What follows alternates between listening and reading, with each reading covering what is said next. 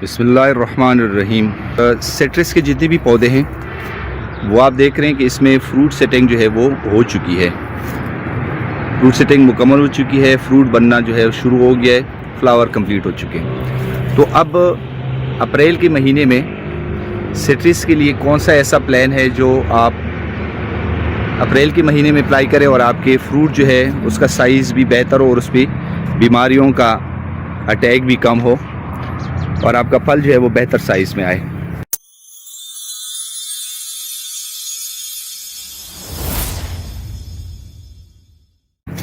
तो अप्रैल के महीने के लिए जो सिट्रस के गुजारिशात हैं वो आप नोट कर लें और इंशाल्लाह अगली सीज़न में, आने वाली इसी सीज़न में आपके जो फल है उसकी क्वांटिटी और क्वालिटी दोनों बेहतर होंगे।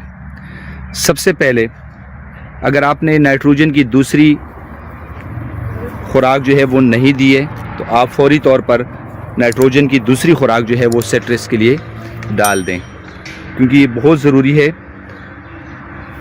और इससे आपके जो पौधे को एक ताकत मिलेगी और उसका फल साइज़ जो है वो बेहतर होगा। तो अप्रैल के महीने में नाइट्रोजन की दूसरी खुराक दे दें सिट्रस को।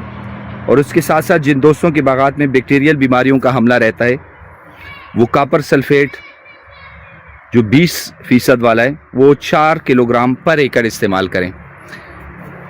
जो बैक्टीरियल बीमारियां हैं उसके लिए आप कॉपर सल्फेट 20% वाला 4 किलोग्राम पर एकड़ इस्तेमाल करें। वाटर शूट्स की कटाई कर दें। वाटर शूट्स वो क्या है उस पर इंशाल्लाह मैं एक डिटेल वीडियो भी आपके साथ शेयर करूंगा बहुत जल्द। तो अभी इस वीडियो में वाटर शूट की तरफ नहीं जाते हैं, लेकिन जो वाटर शूट्स हैं उसकी कटाई कर दें, क्योंकि वो पौधे से खुराक लेते हैं और उसका फ़ायदा कोई नहीं होता। अच्छा, इसके अलावा अगर सिट्रस के बाग में अगर जंतर आपने लगाएं तो ग्रीन मैन्योरिंग के लिए वो काश्त कर लें इसी अप्रैल के महीने में।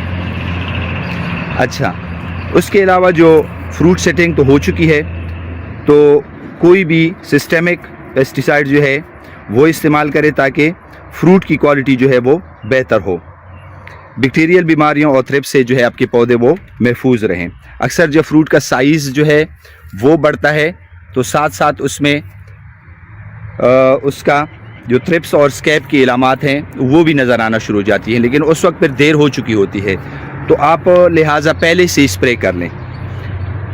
मेरा मशवरा ये है कि आप थाइमेक्सिन जो है और उसके अलावा एमामेक्टिन जो है वो बग़ैर किसी वक्फे के स्प्रे कर लें। इससे आपका पौधा जो है वो लीफ माइनर जो है, सिट्रस कैटरपिलर है, थ्रिप्स है और इसके अलावा जो मिलीबग्स हैं उसके अटैक से जो है वो महफूज रहेगा। उसके साथ साथ इस कम्बिनेशन के साथ आप कोई भी फंजीसाइड जो है वो भी इस्तेमाल कर लें। उसमें एक्जिट्रोबेन जो है या ट्यूबिकनोजोल जो है वो भी आप इस्तेमाल कर सकते हैं। और इसके साथ साथ आप जो NPK जो है 20% 20-20-20 20-20-20 रेशो के हिसाब से, मिकदार के हिसाब से वो मुनासिब मिकदार में मिक्स कर लें, ताकि जो फ्रूट सेटिंग हो जाती है और साइज़ बढ़ता है तो इसमें फ्रूट ड्रॉपिंग जो है, फल का गिरना जो है वो ख़त्म हो जाता है या बहुत ही कम हो जाता है। और NPK जो है वो एक तकरीबन यूँ समझिए कि मुनासिब और बैलेंस न्यूट्रिशन है, बैलेंस खुराक है। तो ये 3-4 मशवरे ऐसे हैं कि अभी अप्रैल के महीने में जब आप सिट्रस के जितने भी ग्रोवर्स हैं वो इन पे अमल करेंगे तो आपके जो फल का साइज़ है वो भी आपको बेहतर मिलेगा। और उसके साथ साथ इस पे जितनी भी इंसेक्ट पेस्ट का अटैक है, जिसमें लीफ माइनर है, सिट्रस कैटरपिलर है और मैंगो मिलीबग्स हैं, इन सब का अटैक जो है वो भी कम हो जाएगा और आपके फल का साइज़ जो है वो बेहतर हो जाएगा और फल का गिरना जो है वो भी तकरीबन इंशाल्लाह ख़त्म हो जाएगा या बहुत ही कम हो जाएगा। क्योंकि सिट्रस थ्रिप्स जो है या स्कैब की जो बीमारी है उसकी इलामात तब आपको नज़र आएंगी जब आपका फ्रूट साइज़ बढ़ेगा, लेकिन उस वक्त जो है फिर वो बहुत देर हो चुकी होती है और पौधे जो हैं वो अफेक्ट हो चुके होते हैं, उस पर अटैक हो चुका होता है और फल साइज़ जो है वो और उसकी शेप जो है वो ख़राब हो जाती है। तो इससे पहले ये जो 2-3 मशवरे इन पे अमल कर रहे हैं तो इंशाल्लाह सीज़न में आपका जो फल होगा वो बेहतरीन साइज़ और क्वांटिटी होगी उनकी।